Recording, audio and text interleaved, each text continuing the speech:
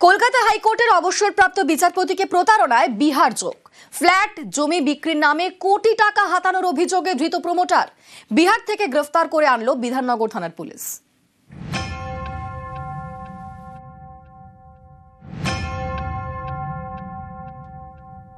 मैं अपनी ओर से अपने बिहार प्रदेश के सभी वासियों का अभिनंदन करता हूं और साथ साथ विजयादशमी की शुभकामनाएं प्रेषित करता हूं। অবসরপ্রাপ্ত বিচারপতি তিনি কোটি টাকার প্রতারণার শিকার। গ্রেপ্তার বিহারের বাসিন্দা প্রমোটার রাজীব রঞ্জন কুমার।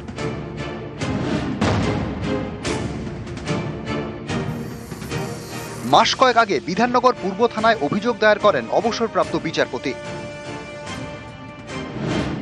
তার অভিযোগ, রাজীব রঞ্জন নামে এক প্রমোটারের কাছ থেকে একটি ফ্ল্যাট কিনেছিলেন তিনি। তারপর সেই প্রমোটারের সঙ্গে সুসম্পর্ক গড়ে ওঠে। আরও ফ্ল্যাট এবং জমি কেনার জন্য রাজীবকে টাকা দেন, ব্যবসা করতেও টাকা দেন। অবসরপ্রাপ্ত বিচারপতির অভিযোগ, এরপরই নিজের আসল রূপ দেখান রাজীব। বিক্রেতাদের সই জাল করে তাকে ফ্ল্যাট এবং জমি বিক্রি করেন, ব্যবসার টাকাও ফেরত দেননি। আমি এই ভদ্রলোককে আগে চিনতাম না।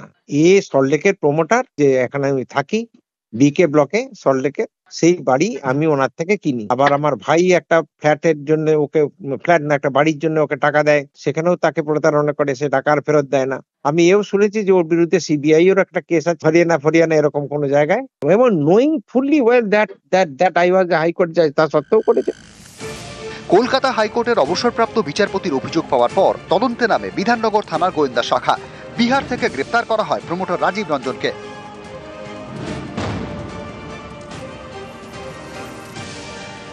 যে দুটি ফ্ল্যাট কিনতে গিয়ে প্রতারিত হয়েছেন বলে অভিযোগ অবসরপ্রাপ্ত বিচারপতির, শুক্রবার সেই দুটি নির্মীয়মান ফ্ল্যাটে যায় নিউজ 18 বাংলা।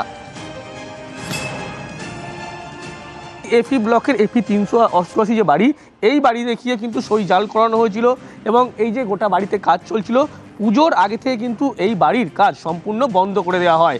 এই ঘটনায় ইতিমধ্যেই অভিযুক্ত প্রমোটার, তাকে গ্রেপ্তার করা হয়েছে। পুজোর দুদিন আগ পর্যন্ত কাজ চলছিল, এবার আমাদের লটফট বেঁধে কমপ্লিট করে রেখে দিয়েছি। ঢালাই হওয়ার কথা, আজ হয় কাল হয়, এখনো অবধি ঢালাইটা হয়নি। উনি আগে মাঝে মধ্যে আসতো, দীর্ঘ 1 মাস মতন হচ্ছে এখানে আসেন। এখন কি কাজ তাহলে বন্ধ? এখন বন্ধ আছে। সিএ ব্লকের 124 নম্বর এই যে বাড়ি, এই বাড়ির জমি এবং বাড়ি দেখিয়ে মূলত প্রতারণার অভিযোগ করেছিল। যে অভিযোগ করা হয় যে তার সই একেবারে নকল করা হয়েছিল এবং সই নকল করে কিন্তু এই প্রপার্টি কেনানো হচ্ছিল।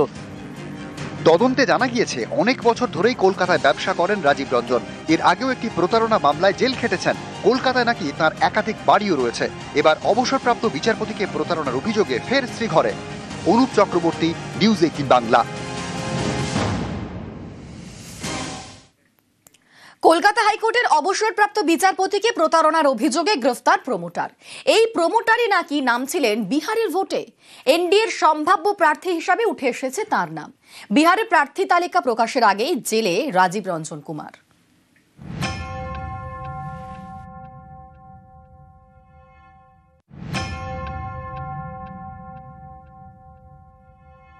मैं अपनी ओर से अपने बिहार प्रदेश के सभी वासियों का अभिनंदन करता हूं और साथ साथ विजयादशमी की शुभकामनाएं प्रेषित करता हूं। और इसी बीच में जब हम लोग चुनाव के मैदान में होंगे तो छठी मैया का भी आशीर्वाद रहेगा।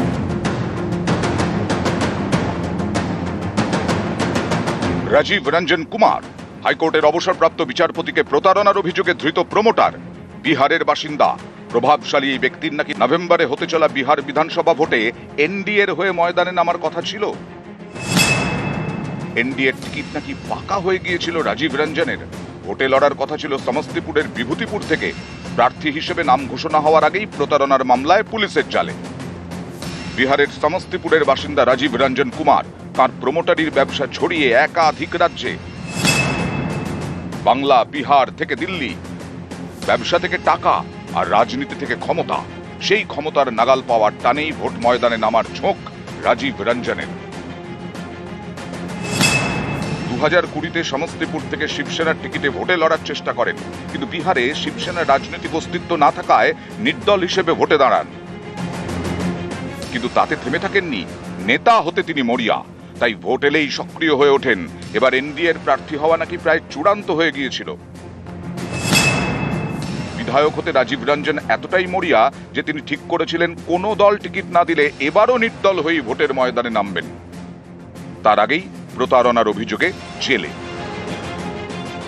বিচারপতির সঙ্গে প্রতারণা করছে, করে গিয়ে বিজেপির বন্ধু বান্ধব হয়ে যাচ্ছে। বিজেপিতে গেলে আমার 7 খুন মাপ, আমার এগেনস্টে তদন্ত হবে না, আমি সব কাজ চালিয়ে যেতে পারবো। যারা চিৎকার করছেন তাদের প্রশ্ন করুন যে এর আগে যদি সিবিআই না তদন্ত করতে, যদি হাইকোর্ট না অর্ডার দিত, তাহলে এই ধরনের প্রতারণা যারা করেছে এই পার্থবাবু কি ধরা করতেন? নিউজ 18 বাংলা। লালগোলা সীমান্তে জালে রোহিঙ্গা, 7 নাবালক সহ গ্রেফতার 12 রোহিঙ্গা। অনুপ্রবেশের পর তামিলনাড়ুতে শ্রমিকের কাজ, বাংলাদেশ ফেরার সময় সীমান্তে পাকড়াও। ধৃত 4 রোহিঙ্গার 14 দিনের জেল হেফাজতের নির্দেশ। 7 নাবালক রোহিঙ্গাকে হোমে পাঠানোর নির্দেশ দেওয়া হয়েছে।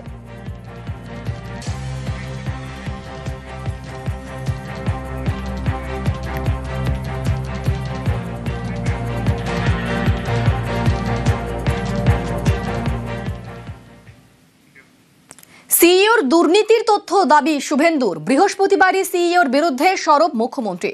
মনোজ আগরওয়াল দুর্নীতিগ্রস্ত বলে দাবি মুখ্যমন্ত্রীর। সোমবারের মধ্যে তথ্য দাবি বিরোধী দলনেতার। হতাশাগ্রস্ত রাজনীতি বিজেপির, পাল্টা কটাক্ষ কুণালের।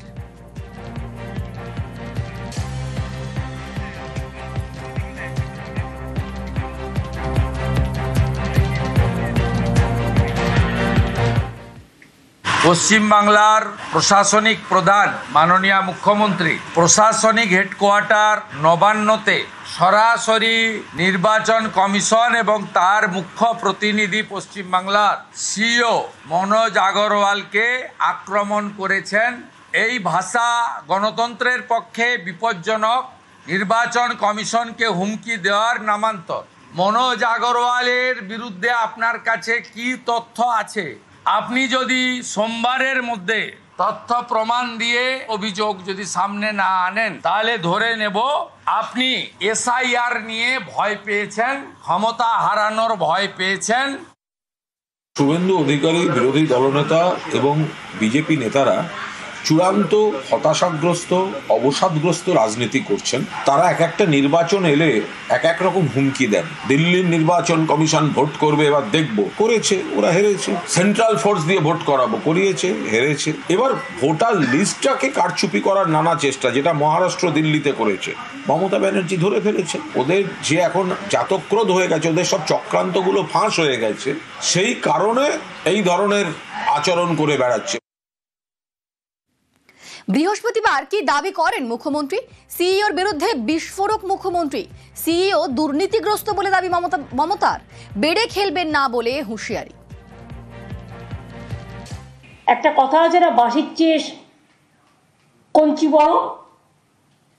সেন্ট্রাল ইলেকশন কমিশনকে বসিয়ে রেখে এখানে যিনি সিইও স্টেটের থেকে যিনি গেছেন, যিনি যার বিরুদ্ধে অনেক কিছু অভিযোগ আছে, সেগুলো সময় হলে বলবো, এখন বলছি না। আশা করি তিনি বেড়ে খেলবেন না, মানে ওভার রিয়্যাক্ট করবেন না। তিনি বড্ড বেশি অফিসারদের থ্রেট করছেন, যিনি নিজে নানা অভিযোগে দুর্নীতিগ্রস্ত। হাওড়ার বড়গাছিয়ায় রেল অবরোধ, আর তাতেই রীতিমতো ভোগান্তি। হাওড়া আমতা শাখায় থমকে ট্রেন। প্রতিদিন দেরিতে ট্রেন চলার প্রতিবাদ, অবরোধে আটকে হাওড়াগামী লোকাল। আমাদের সঙ্গে রয়েছেন প্রতিনিধি দেবাশিস, অফিস টাইম এখন ঠিক কি অবস্থা? একই রকম অবস্থা, এবং আমি বলতে পারি যে নতুন করে কিন্তু অবরোধকারী বা বিক্ষোভকারীদের সংখ্যা অনেক গুণ বেড়ে গেছে। তার কারণ যারা নতুন ভাবে যারা স্টেশনে এসেছিলেন তারাও কিন্তু একই রকম ভাবে বিক্ষোভে সামিল হয়েছেন। বারবার প্রতিদিন এই যে শাখায়, অর্থাৎ দক্ষিণ পূর্ব শাখার ট্রেন চলাচল যে দেরিতে চলে, তা নিয়ে তো প্রশ্নচিহ্ন থাকেই। এবং হাওড়া আমতা শাখার কিন্তু একবারে অ্যাবনর্মালি লেটে চলে। কোনো ট্রেন যেখানকার যাত্রা 1 ঘন্টা, সেই ট্রেন 1.5 থেকে 2 ঘন্টা প্রতিদিন লেট। আজকে যখন দীর্ঘক্ষণ মানুষ সকাল 7টার ট্রেন ধরতে তারা দাঁড়িয়েছিল, দীর্ঘক্ষণ পরে ট্রেন না আসায় কার্যত রেল লাইনে নেমে তারা বিক্ষোভ দেখাতে শুরু করে। হাওড়াগামী আমতা হাওড়া লোকাল, সেই লোকাল যখন আসে তাকে ঘিরে রাখা হয়, তাকে আটকে রাখা হয়। ইতিমধ্যে রেল পুলিশ ও জগৎবল্লভপুর থানার পুলিশ ঘটনাস্থলে পৌঁছে বিক্ষোভকারীদের বারবার করে বোঝানোর চেষ্টা করছে, কিন্তু তারা অনড়। আজকেই তাদেরকে লিখিত দিতে হবে যে আগামীকাল থেকে যেন সঠিক সময় ট্রেন চলে, না হলে তারা কিন্তু এই রেল লাইন থেকে তারা উঠবে না। প্রায় 1.5 ঘন্টা অতিক্রান্ত অবরোধ চলছে এবং হাওড়া আমতা শাখা ট্রেন চলাচল কার্যত ব্যাহত। ধন্যবাদ দেবাশিস। রেলের জন্য আমাদের প্রত্যেকটা মানুষের কাজ চলে যাচ্ছে, কেন প্রত্যেকবার কেন হবে? আমরা বারবার অনুরোধ করছি, প্রত্যেকটা মানুষ আছে, সবাই সমর্থন করছে এই বিষয়টা নিয়ে। রেলকে এটা ভাবনা চিন্তা করে দেখতে হবে। সামান্য কোম্পানি কাজ করে খায়, এইভাবে যদি গাড়ি আসে আমাদের কোম্পানি কাজ দিচ্ছে না, এবার এইভাবে আমরা যদি বারবার ফিরে যেতে থাকবো বাড়িতে, আমরা খাবো কি করে? আমাদের তো বাচ্চা কাচ্চা আছে, এই গাড়ির সমস্যার জন্য আমাদের কারখানা থেকে বের করে দিচ্ছে। কালকে ফিরত গেছি, পরশু ফিরত গেছি, আজকে ফিরত যাবো, তাহলে আমাদের সমস্যা তো এই ট্রেনের জন্যই হচ্ছে।